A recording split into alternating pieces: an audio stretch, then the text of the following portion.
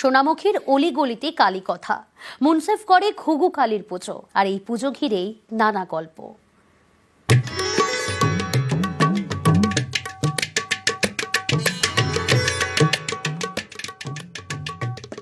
বাঁকুড়ার সোনামুখী, এখানকার মুনসেফগড়ের ঘুঘু কালী, 400 বছরের কালী কথা। সোনামুখী দিয়ে বয়ে গিয়েছে শালী নদী।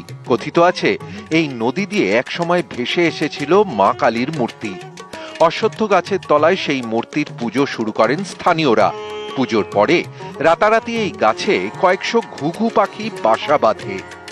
সেই থেকেই মা কালী এখানে ঘুঘু কালী। প্রায় 350-400 বছর আগে তারা ওই মাকে তুলে নিয়ে এসে প্রতিষ্ঠাতা করে। তারপর আস্তে আস্তে ওইখানে পুজো থাকার পরে মাকে প্রতিষ্ঠাতা করা হয় আমাদের এই অশ্বত্থ গাছের সামনে। অলৌকিকভাবে হঠাৎ ওইখান থেকে যখন ট্রান্সফার করে আমাদের কর্তব্যটা নিয়ে আসেন, তারপরে ঘুঘু পাখির বাসা বাঁধতে শুরু করে দেয় হাজার হাজার। তখন আমাদের ওই বাবুরা নাম দিয়েছিলেন ঘুঘু কালী। এখন ঘুঘু কালী ডাকনাম, বর্তমানে এখন আমাদের নাম হচ্ছে দক্ষিণ খণ্ড কালীবাড়ি।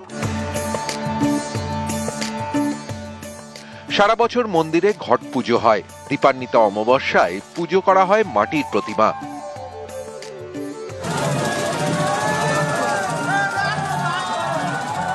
এই প্রতিমা নিরঞ্জনের বিশেষ নিয়ম রয়েছে। এক্ষেত্রে গাড়ি ব্যবহার করা হয় না।